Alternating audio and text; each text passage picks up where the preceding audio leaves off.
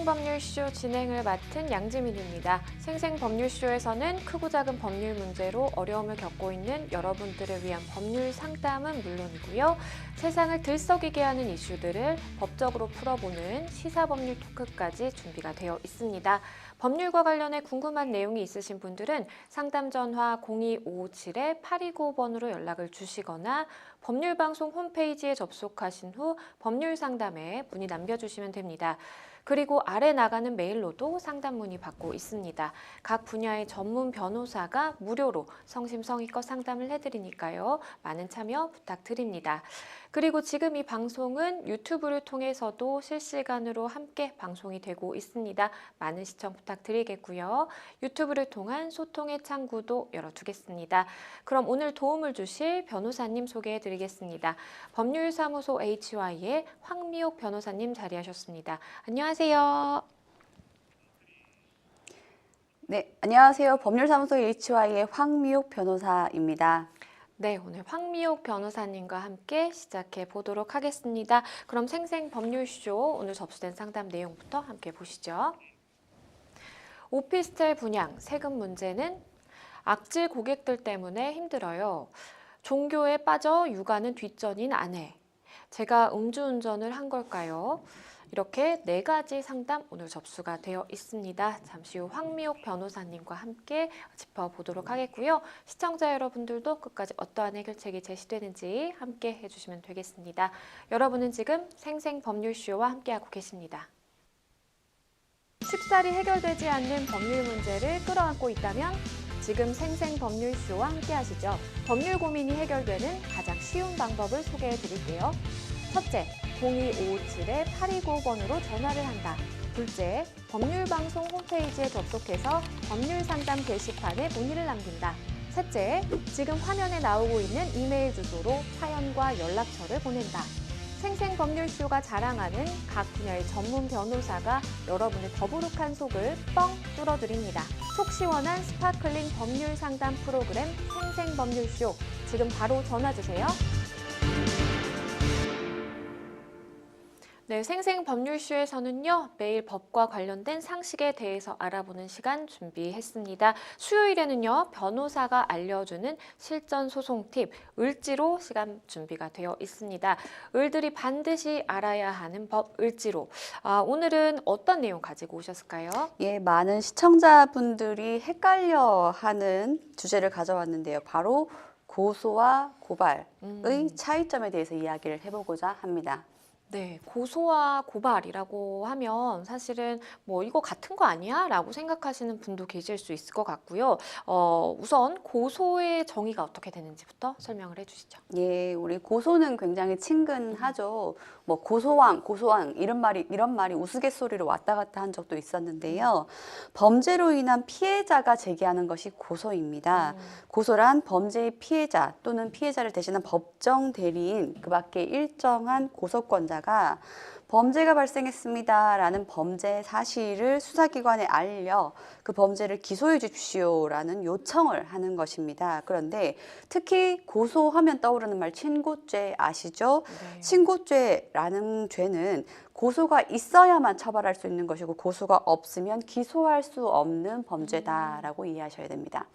네, 고소는 우리가 일반적으로 떠올리는 그 개념, 고소의 개념과 일치하는 것 같은데요. 그러면 고발은 어떤 정의를 가지고 있을까요? 예, 고소와 비슷한 용어를 가지고 있는데요.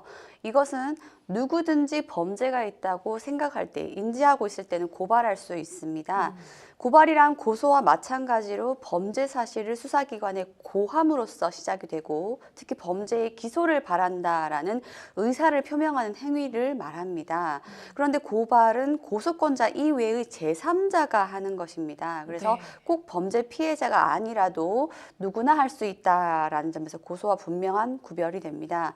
특히 고발의 의무를 가진 직책이 있죠. 공무원인데요. 공무원은 그 직무를 행함에 있어서 범죄가 있다고 사료되는 때에는 고발할 의무가 있습니다. 고소와 고발이 어떤 차이가 있는지 짚어봤는데요. 피해자가 범죄를 직접 내가 이거 좀 처벌해 주세요라고 하면 이제 고소, 피해자가 아니라 제3자가 이러한 행위를 했을 때에는 이제 고발이다라고 이해를 해주시면 될 것 같습니다. 그러면 고소의 경우에는 반드시 피해자, 당사자가 직접 신고를 해야 하는 걸까요?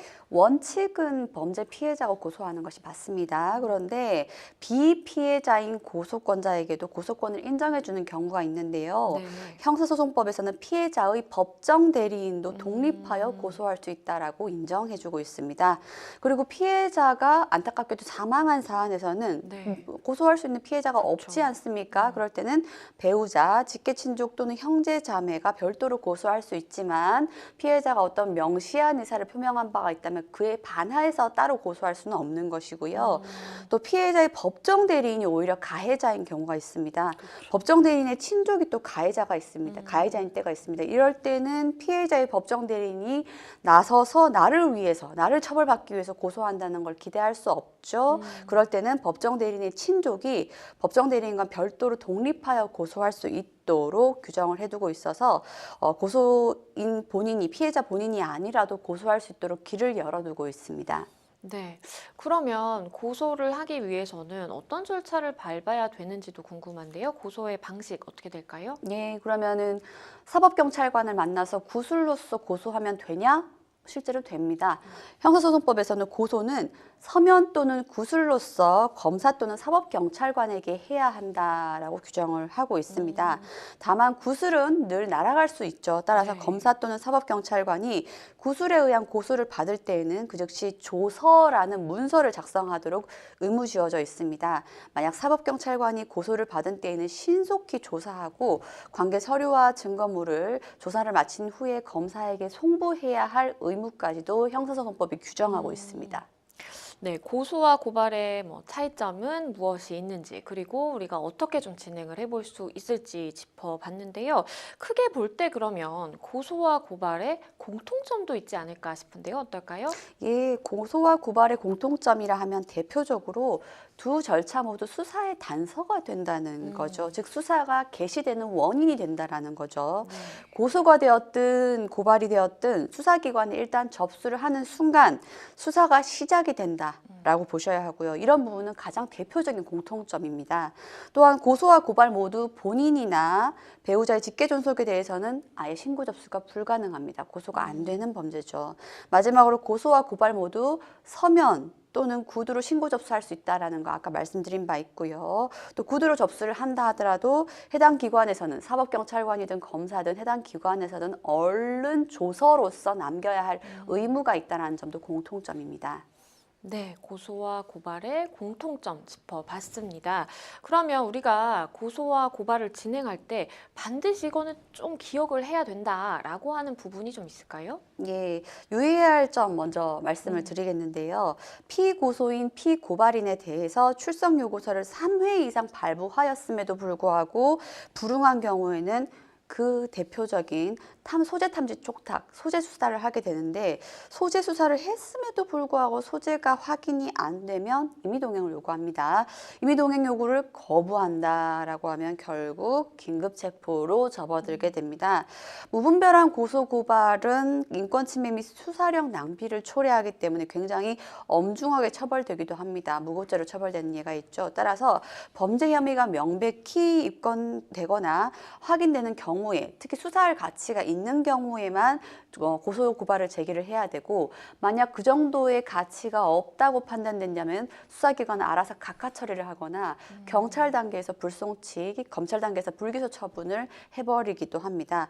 경찰 검찰의 고소 고발 사건 처리 기간은 형사소송법이 규정에 따라서 고소 고발을 수리한 날로부터 3개월 이내에 수사를 완료해야 된다라고 규정은 하지만 꼭 지켜야 하는 의무 규정은 아닌 거고요. 또한 허위 사실을 토대로 고소 고발한 경우에는 오히려 고소인 고발인이 처벌될 수 있습니다. 무고죄로 처벌될 수 있기 때문에 항상 조심하셔야 됩니다. 네, 마지막으로 이것도 하나 짚어볼게요.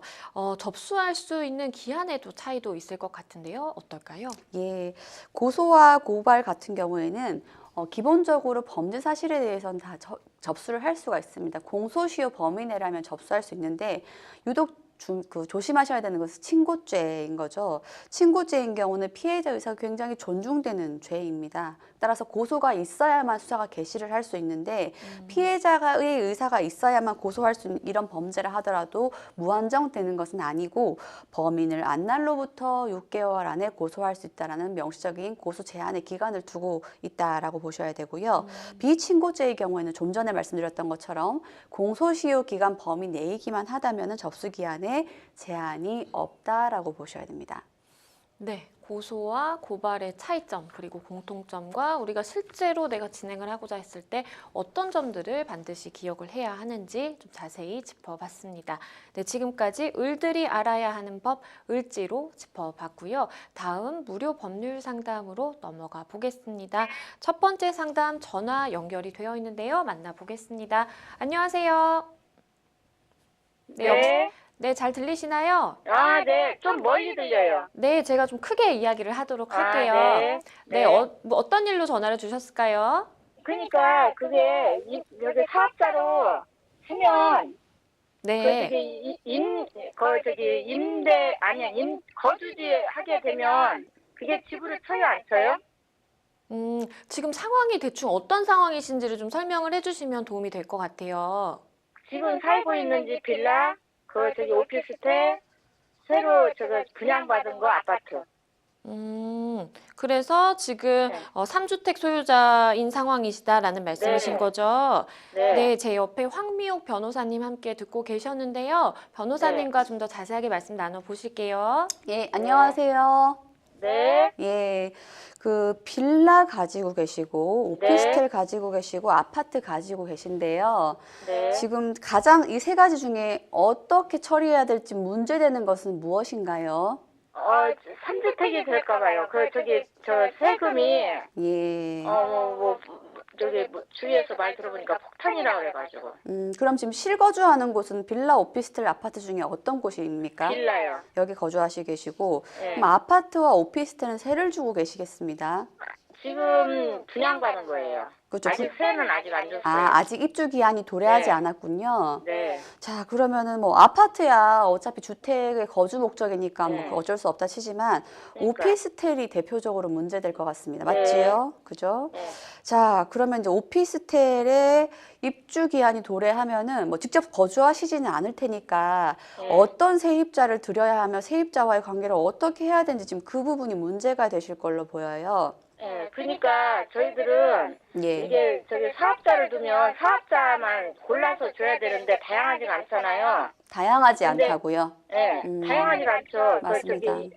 주택으로 하면 아무나 들어와서 전입신고하고 살 수가 있는데 맞아요. 전입신고하게 되면 그게 주택으로 집 한 채로 친다고 그래가지고. 맞아요. 맞습니다. 맞아요? 그래서 편법으로 쓰시는 부분들이, 그러니까 자, 네. 이제 정리해. 오피스텔 이제 입주를 했는데 세입자를 받아야 되는데 사실 그 사업자로서 사업자 등록을 할 수 있는 사업주를 드리려고 하면은 세입자가 10명이라고 치면은 드릴 수 있는 네. 세입자가 3명이 채 안 될 거예요. 한 네. 2~3명밖에 안 네. 되고 네. 그냥 여기 거주 목적으로 들어오세요 하면은 세입자 후보군이 한 7명, 8명은 된단 말이에요. 네.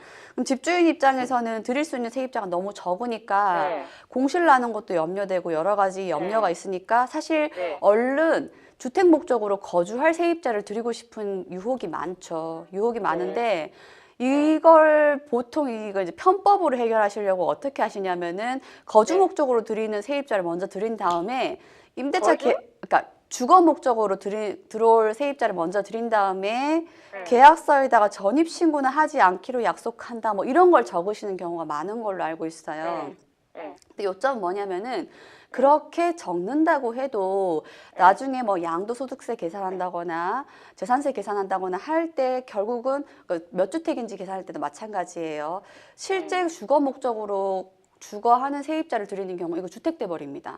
그렇기 때문에 지금 처음에 세입자 드릴 때 답답하시다 하더라도 사업자 등록을 할 수 있는 세입자를 드려야만 앞으로 주택수 계산에서도 3주택이 아니라 2주택으로 될 뿐만 아니라 실제로 이제 오피스텔 가지시게 되면서 사업자 등록도 하셨을 거예요. 네. 임대사업자 등록도 하셨을 건데 그 과정에서 부가세를 환급받으신 부분들도 토해내지 않는 이점이 있어요. 그래서 요점은 뭐냐면은 지금 세입자 드릴 때 세입자 드릴 수 있는, 즉 사업자 등록을 할 수 있는 세입자를 드리는 게 너무 후보군이 작다 하더라도 그걸 넘으셔야 됩니다. 사업자 등록을 하고 실제로 사업장 소재지로 활용할 수 있는 세입자를 들이셔야만 앞으로 부가세를 다시 토해낸다거나 아니면은 3주택에 중과세를 면한다거나 이런 혜택을 보실 수가 있어요. 그래서 중개인분에게 요청하셔야 될 것 같습니다. 그러면은 어쨌든 사업자로 가야 된다는 거죠? 그렇죠, 맞습니다. 그래서 네. 세입자 들으실 그러면 때도 예. 지금 이 빌라는 저기 요즘도 3년 기간인가요? 저거 비과세 이렇게 받으려면? 비과세 받으려면요. 양도소득세 면세 말씀이시군요. 예. 제가 알고 있기로는, 제가 세무 전문가는 아니지만 제가 알고 있기로는 그 실거주하신 분인 경우에는 2년 이상 거주하신 경우에는 양도소득세 면제가 되는 것으로 알고 있습니다. 그러니까 이걸 그러면 그 안에 팔아야 된다는 거예요? 그 안에가 아니고요. 2년 실거주 요건을 채우신 다음에 파셔야 양도소득세도 20년 면제. 넘었으니까. 예, 뭐 그러면은 충분히 예, 가능합니다. 그러니까 그 안에 안 팔면 이게 어떻게 되는 거예요? 기본적으로 뭐 오피스텔을 주거 목적으로 돌린다고 하더라도 빌라와 아파트 두 가지를 가지고 계시기 때문에 2주택자로서 중과세 맞으실 가능성도 있어요.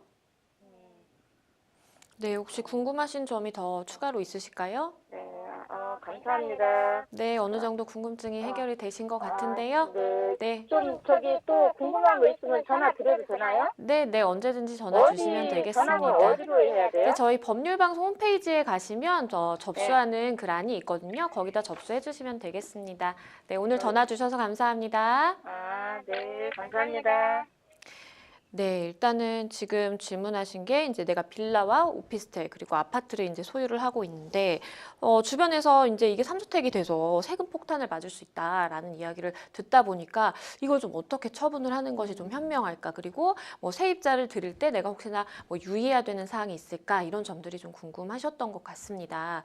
변호사님께서 좀 조언 주신다면 마지막으로 어떤 게 있을까요? 예, 저도 오피스텔 세입자로 살 때 여러 가지 문제 때문에 집주인의 요구로 전입신고를 하지 않는다는 약정을 하고 임대차 계약을 체결한 적도 있었는데요. 그땐 세입자이다 보니까 전입신고도 못할 뿐더러 여러 가지 세금에서도 임대료를 이야기할 수 없는 그런 게 되게 답답하고 억울했었는데 지금도 이러한 편법을 많이 쓰시는 걸로 알고 있어요. 왜냐하면 집주인 입장에서는 사실 주거 목적으로 들어오는 세입자면은 사업자 등록하는 세입자보다 월세도 조금씩 더 받을 수 있는 걸로 알고 있거든요. 그리고 또 뭐 집도 깨끗하고 이런 문제 때문에 빠르게 공시를 채우기 위해서 거주 목적의 세입자를 들인 다음에 전입신고는 하지 않기로 한다, 이런 특약하시는 경우 꽤 있는 걸로 알고 있는데, 그런 특약이 있다 하더라도 후에 가산세든 아니면 세금 적발해서 아무 의미가 없습니다. 따라서 그 지금 상황에서 오피스텔을 앞으로 주거 목적으로 할 것인지 아니면은 주거가 아니라 그냥 일반 사업장이다라는 목적으로, 그건 분명히 하셔야 되고요. 각각의 세제의 장단점이 다 따로 있습니다. 따라서 길 분명히 하시고 있는 그대로, 즉 실거주 용도인지 용도 그대로 신고를 하시는 게 맞고, 그리고 상담자처럼 지금 3주택이라는 무료 중과세가 염려되신다고 하면은 좀 세입자를 들이는 것이 까다롭다 하더라도 분명히 사업자 등록을 할 수 있는 사업장 소재지로 사용할 수 있는 세입자를 들이는 것이 맞습니다. 안 그러면 나중에 가산세의 폭탄을 받을 수가 있습니다. 네. 변호사님께서 말씀해 주신 사항 잘 기억하셔야 되겠고요. 무엇보다도 세입자를 들이실 때, 계약을 하실 때 실제 그 목적에 맞게 이제 하시는 게 가장 미래를 위해서도 낫겠다라는 말씀 드리겠습니다. 잘 해결이 되시면 좋겠습니다. 여러분은 지금 생생법률쇼와 함께하고 계십니다. 쉽사리 해결되지 않는 법률 문제를 끌어안고 있다면 지금 생생법률쇼와 함께 하시죠. 법률 고민이 해결되는 가장 쉬운 방법을 소개해 드릴게요.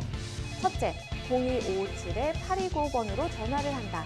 둘째, 법률방송 홈페이지에 접속해서 법률상담 게시판에 문의를 남긴다. 셋째, 지금 화면에 나오고 있는 이메일 주소로 사연과 연락처를 보낸다. 생생법률쇼가 자랑하는 각 분야의 전문 변호사가 여러분의 더부룩한 속을 뻥 뚫어드립니다. 속 시원한 스파클링 법률 상담 프로그램 생생법률쇼, 지금 바로 전화 주세요. 네, 저희는 바로 다음 상담으로 넘어가 보겠습니다. 다음 법률방송 이메일을 통해 접수된 내용입니다. 함께 보시죠. 동네에서 작은 카페를 운영하는 자영업자입니다. 손님이 왕이라지만 이 선을 넘는 사람들이 정말 많은데요. 아이를 줄 거라면서 작은 컵에 아이스티를 공짜로 달라고 한다거나 3명이 와서 자리를 차지하는데 음료는 한 잔만 시키는 경우도 종종 있습니다. 노트북을 가지고 와서는 차 한 잔을 시키고 하루 종일 있는 경우도 많고요.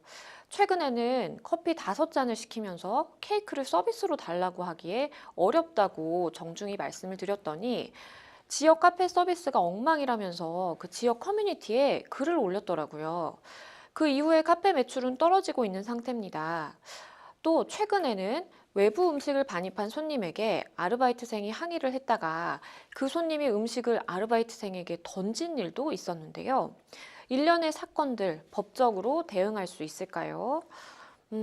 굉장히 좀 마음이 착잡하실 것 같아요. 정말 내가 뭔가 하기 싫어서, 해주기 싫어서 이렇게 안 하는 것도 아니고, 이게 상황적으로 좀 상식적으로 벗어나는 행동이기 때문에 거절을 했을 뿐인데, 그것도 정중하게 말씀을 드리면서 거절을 했을 뿐인데, 뭐 케이크를 집어 던진다느니, 이런 행동들 정말 이해가 되지 않습니다. 변호사님께서는 좀 어떻게 보셨나요?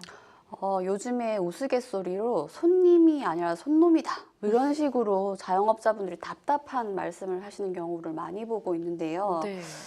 이제는 좀 그런 말 할 수 있어야 될 것 같아요. 과다하지 않습니까? 지금 이런 그러게요. 요구를 보면은 당신의 요구가 틀렸던 것이지 서비스가 부족한 것이 아니다라고 이제 좀 과감하게 이야기할 수 있어야 될 것 같고, 뭐 조금 이따 말씀 나누겠지만 이러한 그 근로자들을 좀 보호하는 것은 결국 업주가 아닌가 싶습니다. 추후에 다시 한번 말씀 나누시죠. 네. 일단은 좀 다양한 손님들이 계셨는데 하나하나 짚어보도록 하겠습니다. 우선 추가 서비스를 거절했다고 이게 온라인상에 이 카페를 비방하는 글을 올린 손님이 있었습니다. 이거 정말 사장님들 입장에서는 타격이 굉장히 크거든요. 법적인 책임 물을 수 있을까요? 실제로 예를 들어서 작년에 음식점 측으로부터 대가를 받고 그 배땡땡이라는 어플리케이션에 다른 음식점과 관련해서 허위의 리뷰를 쓴 업자가 업무방해죄로 처벌을 받았습니다. 네. 그리고 실제로 징역 10개월이라는 무거운 실형의 선고를 받았는데요. 이와 같이 올린 글에 따라서는 명예훼손죄가 성립될 수도 있고 업무방해죄로 처벌도 가능은 합니다. 그런데 현장에서는 이와 같이 처벌되는 것은 극히 드물다라는 것이 대부분의 중론입니다. 왜냐하면 어떠한 음식이 맛있다, 아니면 서비스가 형편없다, 이런 내용은 충분히 개인의 기호 문제고 개인의 판단 문제이기 때문에 이걸 두고 처벌의 잣대를 들이는 것은 굉장히 어렵다는 거죠. 그리고 재판으로 올라갔을 때에도 손님 스스로 나는 악의적인 목적을 가지고 그러한 댓글을 올렸습니다라고 시인한 내용이 필요한데 그러한 내용을 시인할 사람은 정말 단 한 명도 없겠죠. 따라서 조금 전에 말씀드렸던 것처럼 명시적인 대가를 받고 리뷰를 올린 것이 아닌 이상에는 굉장히 처벌을 하는 자체가 어려운 것이 현실입니다. 이렇게 리뷰를 굉장히 좀 안 좋게 올리는 것뿐만 아니라 아까 그 어플리케이션 언급을 해주셨는데 별점 테러도 굉장히 심각하거든요. 사실 이제 뭐 내가 정말 불만족해서 거기에 따라서 점수를 매기는 거면 또 관계가 없겠지만 이걸 악의적으로 하는 사람들이 있기 때문에 굉장히 문제가 됩니다. 이렇게 별점 테러로 공격을 받았을 때 자영업자 입장에서는 좀 어떻게 대응해야 될까요? 그 소비자가 분명히 보상받을 권리를 가지고 있고 제품을 선택할 수 있는 권리를 가지고 있는 것도 사실인데요. 그러한 권리를 가진 만큼 소비자 스스로도 책임의식을 가지고 별점을 올려야 되는 게 맞습니다만은 소비자들의 책임감만을 가지고 이 사태를 해결하는 것은 제가 보기엔 굉장히 큰 한계가 있다고 보입니다. 결국 그 MC님 말씀 주셨던 것처럼 시스템에 대한 전면적인 개편이 필요하다라고 보이는데요. 이 때문에 최근에 그 배달의 민족의 어플리케이션에서는 좀 시스템을 좀 강경하게 바꿔보려는 노력을 하고 있죠. 예를 들면은 그 리뷰 등등을 오로지 사업주, 음식점의 사장님만 볼 수 있도록 시스템을 좀 바꾼다라든지 소비자가 정당한 의견을 피력할 때에도 어느 정도 이하의 별점에 대해서는 그냥 좀 블러 처리를 한다든지 이러한 내용으로 시스템 자체를 개편하려는 노력이 있는데요. 처벌이 어렵다고 해서 참는 것이 능사는 아니라고 보이고 제가 보기에는 이러한 개편 자체가 좀 필요한 시점이라고 보입니다. 네, 여러 가지 사실 부작용들이 많이 나타나고 있는 것 같아요. 그러다 보니까 변호사님 말씀해 주신 것처럼 그 어플리케이션 자체 내에서도 그 회사에서도 뭔가 대비책을 강구하고 있는 것 같습니다. 주로 명예훼손이라든지 업무방해죄 이야기가 많이 나오고 있는데 처벌 기준은 어떻게 될까요? 예, 먼저 명예훼손부터 검토를 해보죠. 만약에 비방의 목적을 가지고 인터넷 공간, 그 법률적으로 정보통신망이라고 표현을 합니다. 비방의 목적을 가지고 정보통신망에다가 명예훼손의 글을 기재를 했다면은 이와 같은 경우 3년 이하의 징역 또는 3천만 원 이하의 벌금형으로서 결코 가벼운 죄가 아닙니다. 그리고 허위 내용 리뷰의 경우에는 처벌 수위가 더 높아지게 되는데요. 네. 점주식당의 명예를 훼손했다면은 7년 이하의 징역, 5천만 원 이하의 벌금형으로 정통법에 따라서 가중처벌되기도 하고요. 또한 아까 말씀 주셨던 것처럼 업무방해죄도 별도로 성립 가능합니다. 만약에 위계나 아니면 허위사실 유포로 업무방해에 해당한다면은 별도로 5년 이하의 징역 또는 1,500만 원, 1,500만 원 이하의 벌금형에 처해질 수도 있습니다. 네, 우리 상담자분께서 정말 이 다양한 손님들에 대해서 말씀을 해주셨는데 저는 가장 좀 충격적이었던 손님의 행동은 아르바이트생에게 이 음식물을 반입해온 본인이 반입해온 음식물을 이렇게 집어 던지는 행위를 한 그 손님이 좀 가장 충격적이더라고요. 이 손님에 대해서 어떤 법적 조치를 취할 수 있을까요? 사실 이런 행동하면 안 되죠. 뭐 법으로 처벌된다 안 된다를 떠나서요. 그런데 그 말씀 주셨던 것처럼 음식을 던지는 행위를 한 경우에는 이건 법적인 잣대를 들이대야 됩니다. 기본적으로 폭행으로 보이고요. 그런데 우리 법에서는 음식을 던졌다, 물건을 던졌다 할 때에는 특수폭행으로 더 가중처벌할 수 있도록 되고 있습니다. 특수폭행이라 하면 위험한 물건으로 상대방에게 폭행을 가한 경우를 말하는 거고요. 음식이 뭐가 위험하냐? 위험한 물건을 판단할 때는 사용 방법, 그 구체적 상황에 따라 판단을 하는 거죠. 근데 뭐 뜨거운 음식이라든지 음식에 따라서 굉장히 좀 위험할 수 있다라고 하면은 이건 특수폭행 성립되고 1,000만 원 이하의 벌금형 또는 5년 이하의 징역으로 굉장히 무겁게 처벌됩니다. 그리고 이 사업장을 운영하시는 이 사장님들의 고충을 좀 들어보면 이것도 굉장히 힘든 것 같아요. 바로 노쇼 손님들. 예약을 했는데 나타나지 않는 이 손님들 같은 경우에는 이거 법적으로 어떠한 좀 책임을 물어볼 수는 없을까요? 예, 기본적으로 노쇼라는 것은 내가 언제 몇 명의 손님을 데리고 가겠다라고 약속했는데 실제는 아니었던 것이죠. 그렇다면 이것은 엄연한 위계로 보이고요. 위계에 의한 업무방해죄로 처벌될 수 있습니다. 실제로 노쇼를 과하게 했던 손님에게 벌금 300만 원의 약식 기소로 처벌된 예가 있었습니다. 그리고 만약 이런 노쇼가 한두 번이 아니라 상습성이 인정된다라고 보면은 만약 그렇다면 상습범으로 좀 더 가중 처벌될 수도 있습니다. 사실 노쇼 손님들 생각하면 뭐 예약을 해놓고 내가 방문하지 않는 이 손님들만 저는 사실 떠올렸었는데 배달 음식을 시키면서도 이런 경우가 굉장히 많다고 합니다. 내가 주문을 해놓고 배달이 나가기 그 직전인데 나 취소하겠다 라고 하는 손님들이 있다는 거예요. 이거는 좀 어떻게 봐야 될까요? 만약에 배달 문제라고 하면은 이 정도면은 뭐 속였다. 라고 볼 수는 좀 없을 수도 있어요. 왜냐하면 처음부터 음식 먹지 않을 생각으로 여기저기 다 주문했다면 이것은 위계가 맞는 거죠. 그런데 뭐 여러 가지 사정에 의해서 못 먹겠다라고 한다면 이것은 형사적으로 처벌할 수는 좀 없을 것으로 보이고 다만 이미 계약의 이행을 다 마쳤는데 이제 와서 뭐 취소를 한다. 취소 인정 안 됩니다. 해제 안 됩니다. 음식값은 그대로 지불하셔야 됩니다. 라고 해서 별도 청구할 수 있는 민사적인 문제로 해결하셔야 될 걸로 보입니다. 네, 정말 갑질을 일삼는 이 블랙 컨슈머들에 대해서 우리가 어떻게 대응하는 게 가장 현명할지 좀 고민도 되는데요. 뾰족한 뭔가 대응 방안이 있을까요? 이 즈음에서 제가 봤던 좀 안타까운 사례도 한번 말씀드리고 싶은데 저도 지금 실제로 백화점 지하 음식 코너에서 푸드코트에서 음료수를 받아 먹으려고 기다리고 있는데 어느 이제 화가 난 손님, 여성 손님이 오셔서 본인이 테이크아웃 음료수를 다 받아서 가는 도중에 실수로 엎어버렸대요. 엎어버려서 하나도 못 먹었다. 그러니까 와서 다시 보상을 해달라라고 하는데 그 굉장히 소란스럽고 굉장히 사람이 많은 와중이었는데 모든 줄선 손님을 무시하고 제일 앞자리에서 굉장히 오랫동안 했는데 항의를 했는데 이 문제는 뭐냐면은 그 사람의 그 점원의 신고를 듣고 찾아온 그 점주였습니다.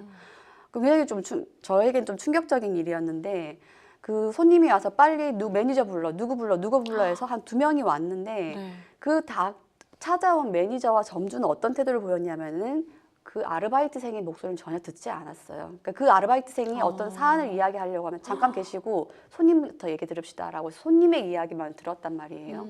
그런 상황에서 굉장히 어떻게 저 태도를 취해야 되는가를 생각을 하지 않을 수가 없었어요.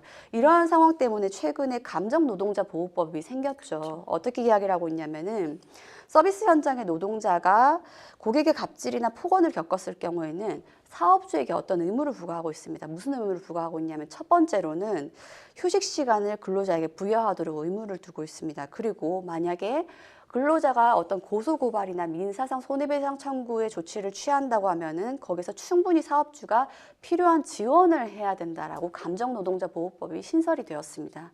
이러한 상황을 바로 막고 보호하자라는 건데요. 결국은 그 손님에게 어떤 소비자로서 책임감만을 이야기하기에는 이미 어려운 상황인 거고요. 기업도 매출을 신경 써야 되는 건 충분히 이해합니다만은 이와 같은 과다한 요구에 대해서는 충분히 노동자들을 보호해야 될 의무가 있다라고 보이거든요. 그래서 지금 상황에서 블랙 컨슈머들을 대응할 수 있는 것은 뭐 폭행의 정도에 이르지 않는 과다한 요구를 한다면 기업 점주, 매니저 등등의 이러한 뭐 갑이라고 해야 되나요? 이런 분들이 나서서 스스로 보호해 주는 것이 필요하다라고 보입니다. 네, 이러한 손님들로 인해서 정말 골머리를 썩고 있는 우리 상담자분께 마지막으로 변호사님께서 조언해 주신다면 어떤 게 있을까요? 사실 서비스업이 굉장히 어렵죠. 감정노동자라는 말이 그냥 나왔겠습니까? 서비스업을 하다 보면은 온갖 가지의 다양한 요구를 다 감내하고 받아들여야 되는 것이 사실인데요. 누군가 알바생에게 혹은 콜센터 직원에게 한번 내뱉은 말이 있다면 그것은 그들에게 굉장히 큰 흉기와 같은 작용을 하는 것이죠. 다시 한번 말씀드리지만 소비자들의 자정 능력을 강화하는 것은 좀 한계가 있다고 보이니 이제는 서비스를 제공하는 점주나 사업주 자체에서 근로자를 보호할 노력이 좀 필요하고 감정노동자 보호법이 그냥 있는 법은 아니니까 혹시 근로자가 손해배상 청구를 한다거나 아니면은 좀 힘들어한다면은 휴식 시간을 부여하는 등의 자정 노력을 좀 기울여 주셔야 되겠습니다. 네, 우리 상담자분 많이 좀 당황스럽기도 하고 그리고 이걸 어떻게 좀 해결해 나갈 수 있을까 고민이 되실 것 같은데요. 변호사님께서 법적인 부분 짚어주셨으니까요. 그 부분에 대해서 조치할 거는 빨리 좀 조치를 취하시는 게 좋겠습니다. 잘 해결이 되시면 좋겠습니다. 저희는 또 다음 상담으로 넘어가 보겠습니다. 다음 법률방송 이메일을 통해 접수된 내용입니다. 저는 10년 전 지인의 소개로 지금의 와이프를 만나 결혼했습니다. 와이프는 개신교 집안에서 자란 독실한 크리스천임에도 교회를 가자거나 종교를 강요한 적은 단 한 번도 없었습니다. 결혼 전부터 제가 종교에 관심이 없다는 걸 알고 있었고 그 부분에 대해 서로 존중하며 평화로운 가정 생활을 이어왔습니다. 그런데 아내가 다니던 교회를 옮긴 후부터 문제가 발생하기 시작했습니다. 평일에도 교회를 방문하는 횟수가 부쩍 늘었고 성경 공부 모임에 참여해야 한다면서 저녁 시간 외출도 지나치게 잦아졌습니다. 우리 딸이 아직 초등학교 저학년이라 부모의 관심과 애정이 많이 필요한 시기임에도 결국 저에게 거짓말을 하면서까지 모임에 나가는 지경에 이르렀고 아이 문제로 부부싸움도 이전에 비해 훨씬 빈번해졌습니다. 가장 최근에는 아이 학원비에 들어간다고 알고 있던 돈이 사실 교회의 헌금으로 빠져나가고 있다는 걸 알게 됐고 아이에게는 무신경하고 이 종교에만 빠져 사는 아내를 도저히 참을 수가 없어서 현재는 아이를 데리고 부모님 집에 나와 있는 상태입니다. 종교로 인해 부부관계가 돌이킬 수 없이 망가진 거는 어쩔 수 없다 쳐도 이 아이의 성장에까지 우리의 불화가 안 좋은 영향을 끼칠까 봐 걱정이 앞섭니다. 더 이상은 이 문제에 대해 방관할 수 없다고 판단해서 저는 현재 이혼을 결심한 상태인데요. 이런 상황에서 이혼을 할 경우 제가 아이의 양육권을 가져올 수 있을까요? 일단 뭐 부인이 이제 그 종교 어쨌든 생활을 하시는데 교회를 옮긴 다음에 이렇게 뭔가 트러블이 발생하게 된 그런 상황인 것 같습니다. 물론 양쪽의 입장을 다 들어봐야 되겠지만 어쨌든 우리 상담자분의 입장에서는 이 아내의 종교 생활로 인해서 우리의 혼인 관계가 파탄이 난 것이다 라고 주장하고 있는 상황이거든요. 종교 활동을 이유로 이혼이 가능할까요? 혼인이 파탄난 경우는 제가 보기에는 일도양단으로 말을 하기가 어렵습니다. 흔히 이야기해서 혼인 파탄 사유의 대표적인 사유가 성격 차이인데요. 근데 어떤 분들은 우스갯소리로 이런 말씀을 하세요. 성격 차이라고 기재됐으면은 말이 성격 차이인 거지 그것 때문에 엄청나게 싸운 거다 이렇게 말씀을 하시기도 하거든요. 그렇기 때문에 파탄이라고 하면은 너무 많이 싸워서 더 이상은 이걸 봉합할 수 없는 사정을 이야기를 해야 될 것 같고 그 네. 유형은 부지기수로 많겠죠. 특히 이 사건은 지금 이 사안은 종교가 문제인데요. 종교라는 것은 단순히 신봉하고자 하는 어떤 게 다르다 그런 문제가 아니라 아예 생활 양식이 달라지는 문제가 좀 많이 가미되어 있어서 네. 서로의 생활 양식을 존중한다면 모르겠지만 이와 같이 아예 달라지고 그리고 양육에 있어서도 지금 부정적인 영향을 미칠 정도라고 하면 이 정도면 이제 이미 가정생활이 바탕났다고 보인다라고 생각이 들고요. 더불어서 이와 같은 문제로 이혼을 청구하더라도 재판상 이혼의 사유가 충분히 될 것으로 의견 드립니다. 네, 사실 이제 뭐 누군가가 사이비 종교에 빠졌다더라, 아니면 뭐 상대방에게 내가 믿는 종교에 대해서 막 굉장히 심한 정도로 이렇게 강요를 한다더라 라는 이야기를 이제 들으면 그건 좀 문제 있다라고 이렇게 쉽게 좀 판단이 될 것 같은데, 우리 상담자분 같은 경우에는 물론 뭐 시시콜콜 모든 이야기를 저에게 해주신 건 아니지만 어쨌든 아내가 좀 이렇게 외출도 잦아졌고 조금 아이에게 신경을 좀 덜 쓰고 이런 부분을 강조를 해주셨어요. 그러면 아내 입장에서는 우리 상담자분에게도 뭔가 책임이 있다라고 주장할 여지도 있지 않을까요? 그렇습니다. 제가 보기에도 이미 부부관계는 너무 많이 다투어서 파탄에 이르렀지만 그 파탄에 이르게 된 원인은 누구에게 있는지 좀 달리 보셔야 됩니다.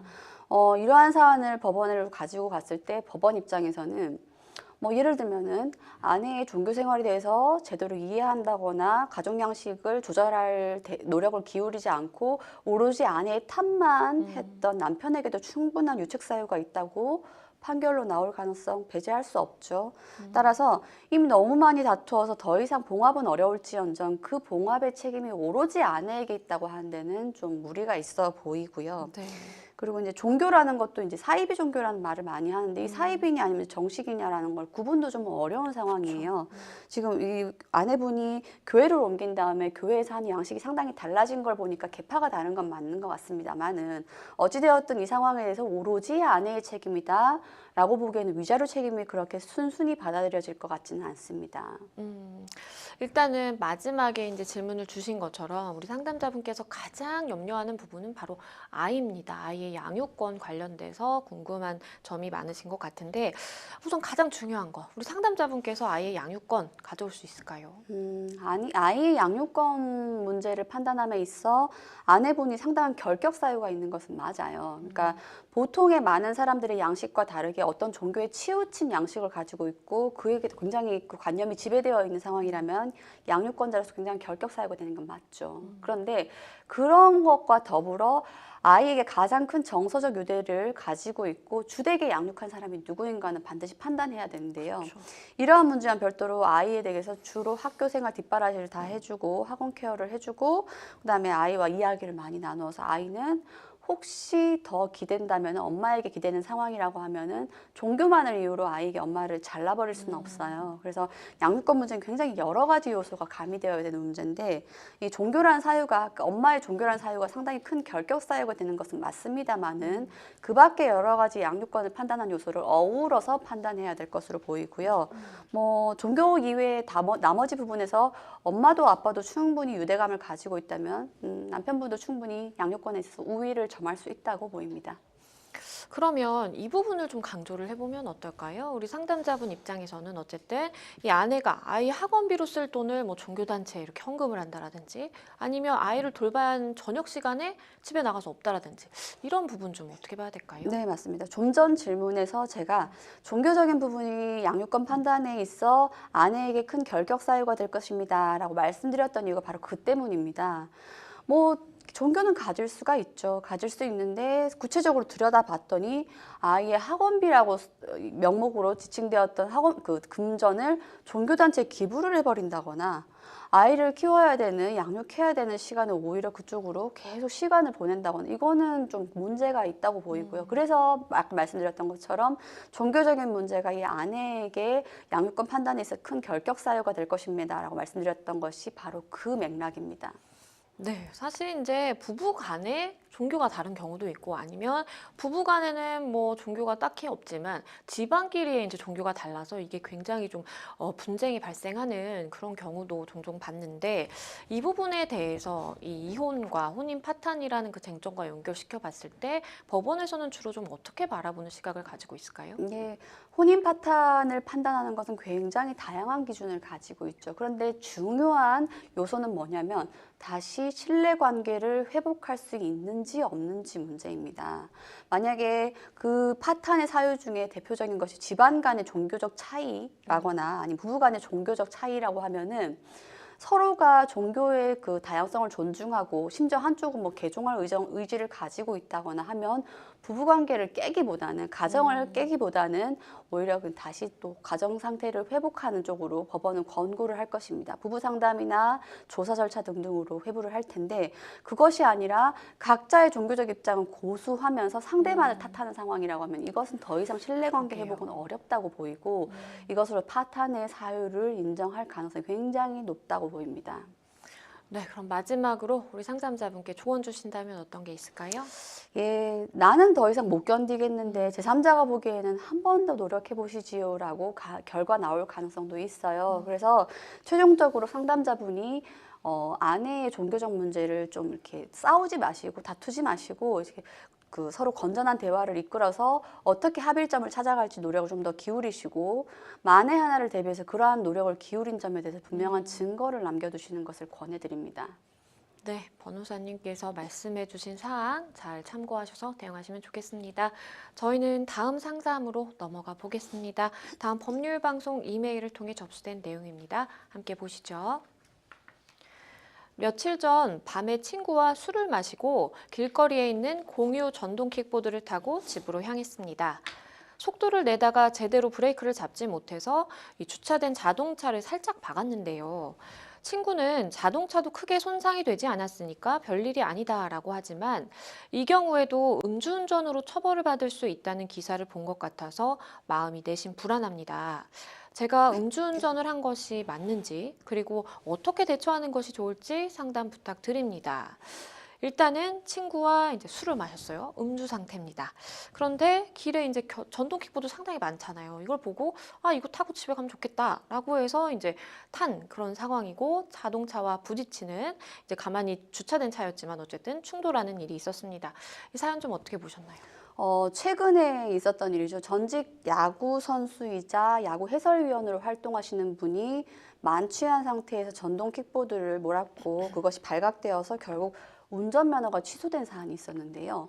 이에 대한 반응들이 굉장히 재밌었습니다. 이에 대해서 네티즌들은 당연한 거 아니냐라는 반응이 있는 반면 전동 킥보드가 왜 음주운전이지라고 의아해하는 반응이 있었어요. 그래서 오늘 이 시간을 계기로 해서 전동 킥보드가 어떤 문제가 있는지를 보셔야 될 것 같은데요.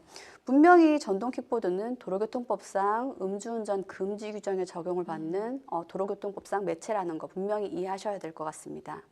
네, 사실 많은 분들이 모르세요. 변호사님 말씀해 주신 것처럼 아니 뭐 아이들도 사실 킥보드 타니까 전동은 아니지만 어쨌든 어른이니까 성인이니까 그런 전동 킥보드 그냥 탈 수도 있는 거 아닌가 놀이로? 라는 생각을 많이들 하시는 것 같은데요.